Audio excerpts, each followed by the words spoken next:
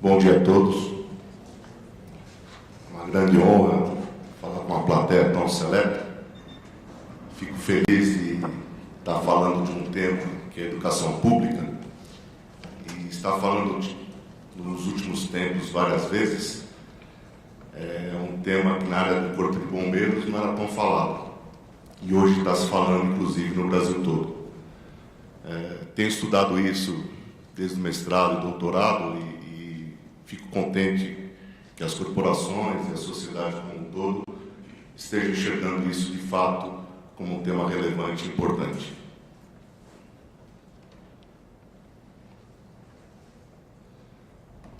O que me motivou a pesquisar o assunto e falar sobre ele, estudar realmente em profundidade, foi verificar que alguns corpos de bombeiros principais do mundo estavam conseguindo a incrível façanha de se diminuir sua demanda operacional. Aí em Tóquio, os incêndios e mortes residenciais com linha forte, uma tendência de queda. Aqui é uma estatística de Londres, bombeiros visitando residências, entrando nas casas dos cidadãos e a cada ano aumentando isso. Aí você vai ficando curioso saber por que esse interesse, esse enorme esforço, esse elevado custo. E o que mais me motivou? Está aqui a queda do número de mortes na cidade de Nova York nos incêndios residenciais. Aliás, esse gráfico vai até 2009, mas 2012, Nova York alcançou a incrível recorde de 58 mortes. Então, caiu bem mais. Esse índice foi tão surpreendente que quem anunciou essa queda foi o prefeito Bloomberg, junto com o comissário de bombeiros de Nova York, que é o chefe de bombeiros de Nova York, e toda a imprensa norte-americana noticiou isso. Por que desse esforço nós vamos entender mais para frente. Aí eu passei a entender que o maior temor dos corpos de bombeiros no mundo hoje é ter a demanda operacional suplantar a capacidade de resposta dos corpos de bombeiros. Esse é o grande receio dos corpos de bombeiros, era o receio há 40 anos atrás, principalmente na América do Norte, percebemos que hoje ainda é o maior receio.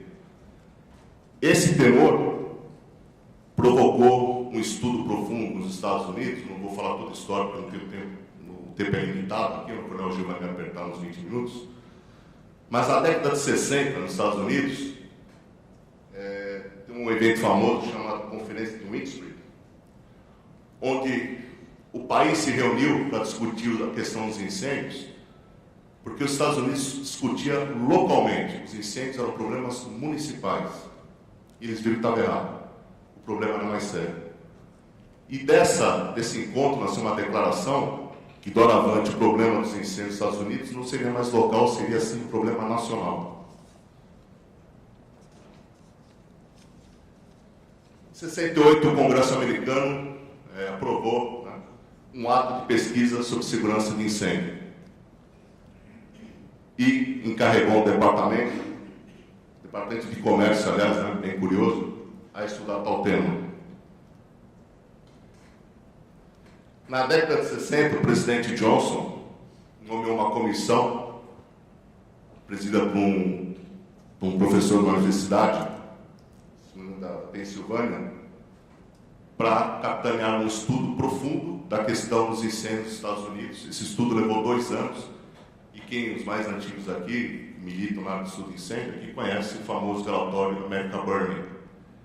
Esse relatório foi um marco na história dos Estados Unidos na questão dos incêndios, porque na primeira versão ele apontou nada mais nada menos que 90 recomendações na área de prevenção. E destacou que a educação seria o maior esforço na área de prevenção. 15 anos após, editaram a segunda edição da American Burning. Ele ratificou essas recomendações mais 15. E novamente, a educação seria o esforço mais nobre, mais válido, com melhor custo-benefício para se reduzir os incêndios. A partir daí, nós tivemos a criação da USFA, a United States Fire Administration, como um órgão central, inserido um órgão maior que é a FEMA, né, que é a Administração de Emergência dos Estados Unidos. E esse órgão, nada mais nada menos, virou um órgão doutrinador da política de proteção contra incêndio nos Estados Unidos e doutrinador, inclusive, na questão de educação pública. A educação pública passou a ser doutrina. E muitos corpos de bombeiros passaram a adotar a educação pública como um viés significativo de prevenção e de redução de acidentes. Não por acaso, depois, com o advento da NFPA e vários programas consagrados, o Learn Not to Burn da NFPA, o Risk Watch da USPA, da Safe Kids, várias organizações nasceram visando a proteção, principalmente de crianças, na questão do incêndio, e virou, então, um forte lastro cultural, né, de 40 anos, de inserção dessa matéria nas escolas públicas americanas. Alguns estados, inclusive, promoveram leis obrigando a inserir nos currículos dessas escolas muitos programas educacionais na área de proteção contra incêndio. Pois bem, no Brasil, historicamente, há um certo equívoco. Os corpos de bombeiros começaram a implementar atividades educativas de forma esparsa. Mas, erroneamente, essa atividade muitas vezes foi confundida com uma atividade de relações públicas e não de prevenção. Não por acaso, muitos oficiais que estão aqui presentes, já inclusive veteranos, sabem que eu estou falando, porque a educação pública sempre foi alocada no setor bombeiro, que era chamado B5, o B5 é Relações Públicas. Então, ainda hoje, né, nós estamos resolvendo isso, precisamos definir qual o foco da educação pública. Ela é relações públicas ou é prevenção? É claro que é prevenção. E os bombeiros do Brasil também teve esse equívoco. Né? Estive recentemente agora em Brasília fazendo um trabalho de educação pública em todo o país. Isso ocorreu em todos os corpos de bombeiros do Brasil. Não por acaso, fiz uma pesquisa, 11 estados responderam essa pesquisa e 64% desses estados acham que fazer educação pública é estreitar o relacionamento com a comunidade. Então, há, sim, ainda um desvirtuamento do foco da educação pública e apenas 36% não façam educação pública para redução de ocorrências e de vítimas. Em São Paulo, se nós compararmos a prevenção, entendermos ela como área técnica e educação, veremos que há um descompasso na história também. Na parte da área técnica, como bem foi dito aqui na abertura, os incêndios Andrósio e Joelma foram marcos, né? E iniciaram uma nova época no Estado de São Paulo na questão da normatização da proteção contra incêndio, passando hoje aí por 4, 5 decretos estaduais. E hoje nós temos aí a melhor norma do país, né, uma das mais avançadas, né, inclusive com trabalhos no governo federal, de se adotar um Código Nacional com base no decreto do Estado de São Paulo. Paralelamente, na educação pública no Estado de São Paulo, nós tivemos alguns marcos pontuais. Mas a diferença entre um e outro é que quando se estudou as normas técnicas de proteção contra incêndio, isso foi uma vontade da instituição. Isso nasceu no conjunto voltado para todo o Estado de São Paulo, ao passo que as iniciativas de educação pública foram isoladas, atitudes voluntárias de grupamentos de bombeiros, ou seja, não era um foco, um viés de interesse e prevenção da instituição. A partir de 2010, que a instituição começou a reorganizar a atividade da educação pública, pensando no todo, com coordenação, com planejamento, com estrutura, com recursos e tudo mais. Então, percebo que quando a gente fala de prevenção no Brasil, muito se fala na questão das normas técnicas. Não por acaso, vamos entender a seguinte questão. Incêndios residenciais, a norma não atinge. Os corpos de bombeiros brasileiros, ou o brasileiro em si, tem, talvez vocês vão entender o que eu vou dizer, a gente entende que quando uma ocorrência não tem um pico, nós temos uma ocorrência retilínea, por exemplo, ocorrência com GLP, centros residenciais, onde a variação de um ano para outro, de 3 a 5% para mais ou para menos, passa a não ser um problema, porque ela não se destaca, ela passa desapercebida. Isso é uma verdade. Nós temos todo ano incêndios residenciais, nós temos todo ano vazamentos de GLP, acidentes pessoais. E passamos a não considerá-lo como um problema essencial, porque ela simplesmente não se altera. Isso é uma inverdade. Acima do Equador, no hemisfério norte, quando se fala ocorrência, incidente evitável, ocorrido por comportamento inadequado humano, se essa ocorrência ela causa morte, causa lesão ou perda patrimonial, é sim um viés necessário de redução.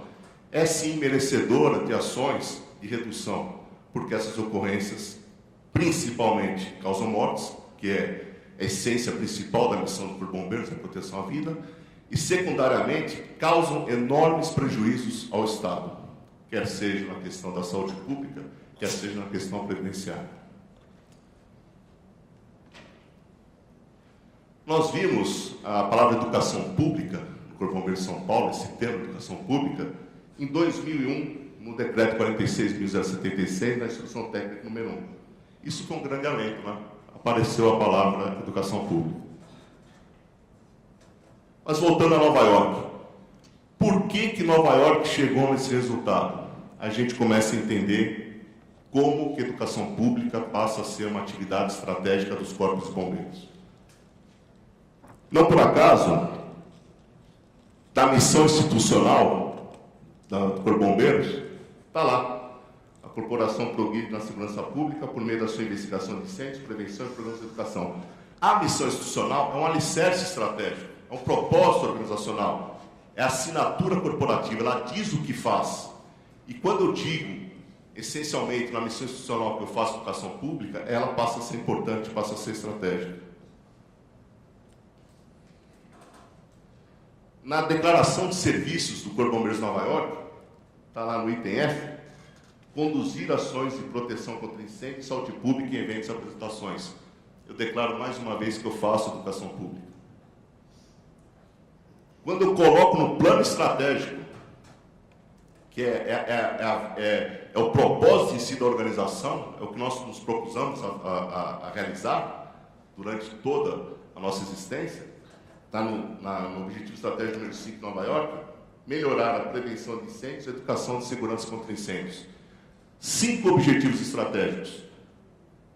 E o Corpo de Bombeiros de Nova York faz muita coisa com o Corpo de Bombeiros de São Paulo, qualquer grande Corpo de Bombeiros do mundo. E eu tenho que escolher 5 objetivos estratégicos. E nesses 5 eu coloquei educação. Nos valores, né? Declaração dos valores da instituição, quando vê lá serviço, bravura, honra, dedicação, preparação e pela segurança. Nossos cidadãos devem estar razoavelmente livres dos perigos, especialmente aqueles deliberadamente causados por atos prejudiciais. Mais uma prova que o valor da Corporação do Bombeiro é promover segurança ao cidadão. Não por acaso, a educação pública tem uma casa. Né? A educação pública não pode ser uma homeless, né? Não pode não ter uma residência física numa corporação de bombeiros. E lá tem um departamento exclusivo de educação pública e com 30 bombeiros educadores. Por que eu falo isso? Como eu já disse historicamente, nós alojamos a educação pública em local errado, no B5.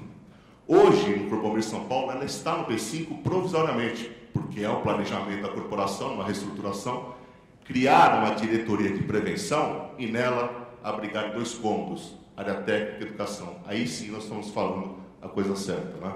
A exemplo do Bombeiro de Toronto, que conta com um departamento de prevenção e tem bem definido a área normativa e a área educativa. Não por acaso Nova York investiu, nos últimos anos, nos últimos 5 anos, 10 milhões de dólares em educação pública. Eu não falo gasto, eu falo investimento. Né? Educação pública nunca será gasto, sempre será um investimento. Então, nós passamos a entender qual o real significado, objetivo da educação pública. E qual a sua relevância. A educação pública tem que resolver um problema da corporação. Ela não pode ser uma atividade de luxo, ela tem que ser uma atividade de essência, uma atividade inata, uma atividade de prevenção, com um objetivo muito bem localizado. A NFPA considera o foco da educação pública mudança de atitude e comportamento. Faz sentido. Nós estamos falando de ocorrências evitáveis. Evitáveis porque a sua incidência se dá pelo comportamento inadequado humano, comportamento ou omissão ou por ação. E o foco, sim, senhores, não é relações públicas, é reduzir ocorrências, mortes e lesões decorrentes. Nos Estados Unidos, há uma teoria muito célebre, muito praticada, que é a teoria dos 3 E's da prevenção. Então, quando nós falamos de cultura prevencionista, nós falamos de programas perenes, programas permanentes, programas educacionais, que aqui logo mais a Idalistas, que é da educação, vai falar nisso. O outro viés da educação pública é a resolução ou de problemas macros ou de problemas locais. A minha demanda operacional, o que está apertando meu calcanhar na área do Corpo de Bombeiros. E nós estamos falando aqui, então, de mecanismos de redução de ocorrência baseados nos 3 E's. O eu resolvo pela execução, execution, os americanos, que é a parte legal, normativa. O que uma lei, o que uma norma, o que uma sanção pode me ajudar na redução de ocorrências. O segundo E é engenharia. É tudo aquilo que o homem desenvolveu, criou ou mudou o seu ambiente para que houvesse uma redução, um favorecimento no recrudescimento dessas ocorrências. E o mais importante de todos, a educação, a mudança de comportamento. Notem que esses 3 E's eu posso tanto usar separados, isoladamente, ou em conjunto. Vou dar um exemplo. Em Toronto, há uma norma nas residências de Toronto que as pessoas devem instalar o detetor de fumaça. Isso é execução. E essa execução prevê uma sanção, uma multa. Paralelo a isso, as escolas de Toronto ensinam as crianças desde cedo que na casa deve ter o detetor de fumaça e deve funcionar e explicam para que serve. Fora isso, há uma campanha, Alarmed for Life, em Toronto, que ensina os adultos a manter funcionando esse detetor de fumaça. Inclusive distribuindo gratuitamente para quem não possa adquirir. Mas vamos supor que um incêndio residencial em Toronto, o bombeiro vai lá e detecta que a casa pegou fogo, mas que o detetor estava sem baterias. Esse cidadão vai levar uma multa de $50 mil. Se for no comércio, $75 mil. E está no portal do governo de Toronto o quanto se arrecadou de sanções em razão do detetor de fumaça. São milhões de dólares. Então percebam, nessa questão da prevenção, funcionou a engenharia, que é o aparelho em si, a tecnologia, funcionou a educação e funcionou a execução. O Corpo de Bombeiros de São Paulo desenvolveu uma ferramenta interessante chamada HACK, um georreferencial. Nós plotamos as ocorrências com a demanda mais elevada e conseguimos identificar problemas locais, como atropelamentos, queda de moto, quedas e tudo mais. Ótimo, a HACK nos dá a situação, nos dá o diagnóstico, mas não nos dá a solução. Nós precisamos aprender a fazer, está lá em cima, análise de risco comunitário. Por que isso é importante? Para saber qual dos 3 E's eu vou aplicar para cada problema operacional.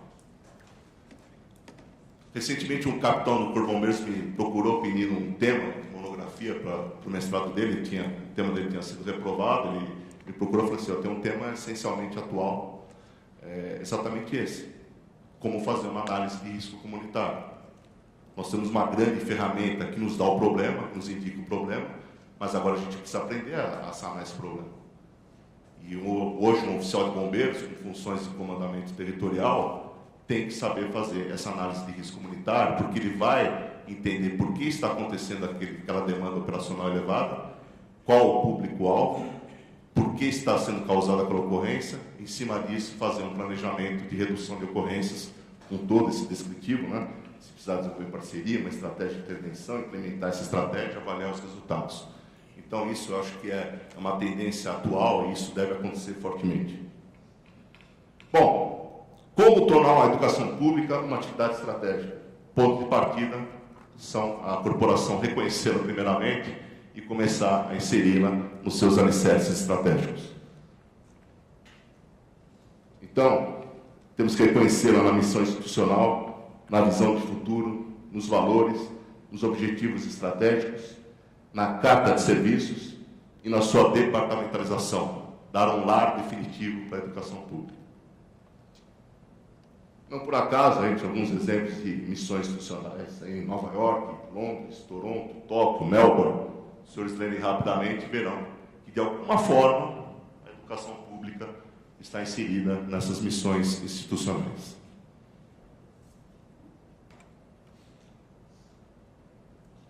Só um adendo sobre Tóquio, né? Quando eu estudei as medidas de educação pública do governo de Tóquio, iam de A a J. Eles têm programas educacionais de crianças no pré-primário até idosos, ou seja, o japonês tem contato com o bombeiro pelo menos umas 15 vezes na vida.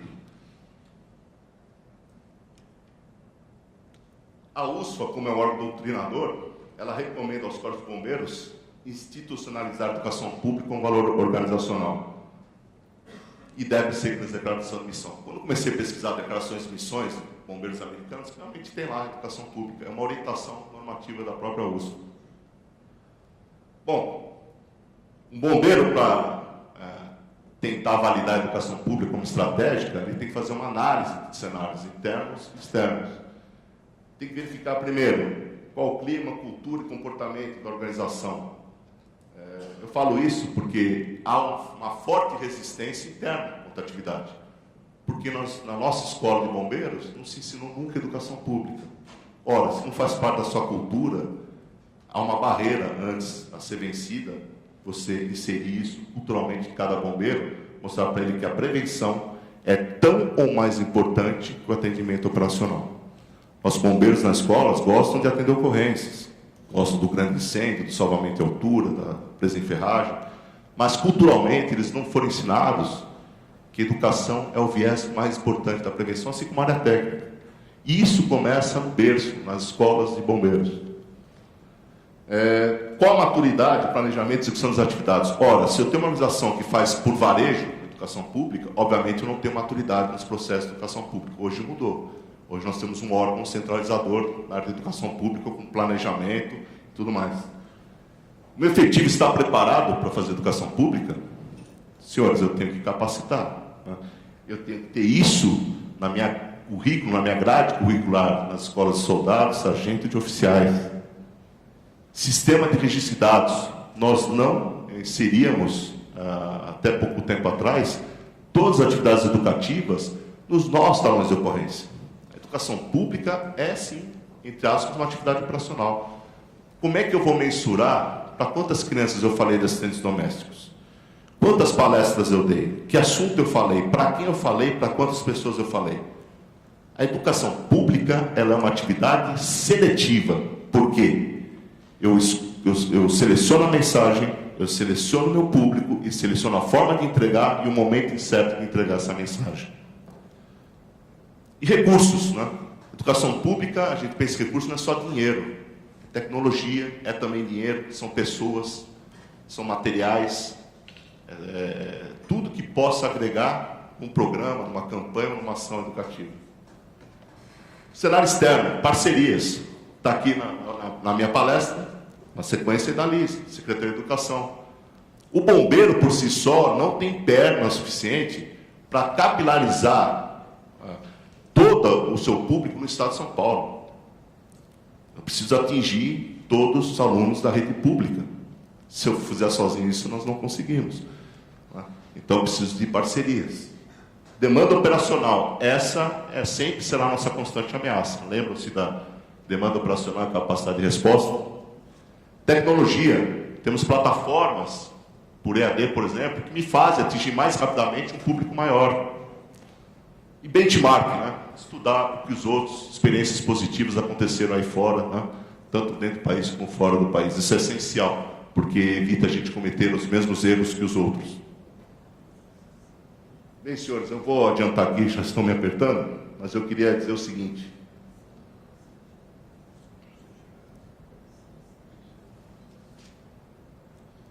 Para que a gente entregue a mensagem adequada para o público adequado, nós temos que fazer o ciclo completo da educação pública. Né? entender todo o processo de planejamento, de execução e avaliação. E a mensagem, o recado que eu deixo aqui é que os corpos bombeiros brasileiros precisam enxergar a educação pública de fato como uma atividade estratégica e passando por essas condicionantes, né? A começar do seu planejamento estratégico, da sua declaração de missão. Fiz parte recentemente agora de um grupo de trabalho na Secretaria Nacional de Segurança Pública e esse tema já está inserido aos Corpos de Bombeiros Militares Brasileiros e ano que vem teremos grandes novidades nessa área, ou seja, que alento os Corpos de Bombeiros começando a enxergar a educação pública de forma séria, de forma profissional, de forma corporativa e como um viés estratégico. Então, essa é a mensagem que eu deixo. Muito obrigado.